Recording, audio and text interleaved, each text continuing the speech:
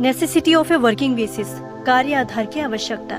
यदि आप प्रयास के किसी भी क्षेत्र में प्रगति करना चाहते हैं तो इसके लिए आवश्यक कदम यह है कि आपको एक ऐसे कामकाजी आधार की खोज करनी चाहिए जो इसके अनुप्रयोग में सर्वभौतिक है, यानी यूनिवर्सल है।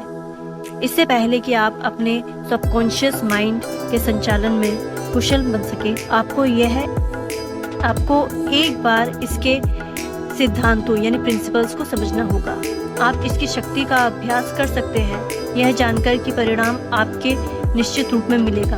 आप इन शक्तियों को निश्चित विशिष्ट उद्देश्यों और लक्ष्यों के लिए लागू कर सकते हैं जिन्हें आप कई वर्षों से पूरा करना चाहते हैं। कई वर्षों तक मैं केमिस्ट के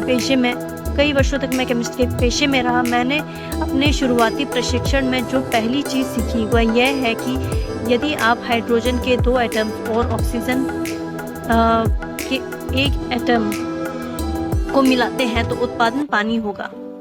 कभी कभार नहीं, यह ज्यादातर समय यही होता है। ऑक्सीजन का 1 परमाणु और कार्बन के 1 परमाणु, इन्हें मिलाकर आप कार्बन मोनोऑक्साइड नाम का जहरीला गैस उत्पन्न कर सकते हैं। लेकिन यदि आप ऑक्सीजन का 1 और एटम जोड़ते हैं तो आपको कार्बन डाइऑक्साइड प्राप्त होगी, जो जानवरों के लिए हानिकारक है और पौधों के लिए महत्वपूर्ण है।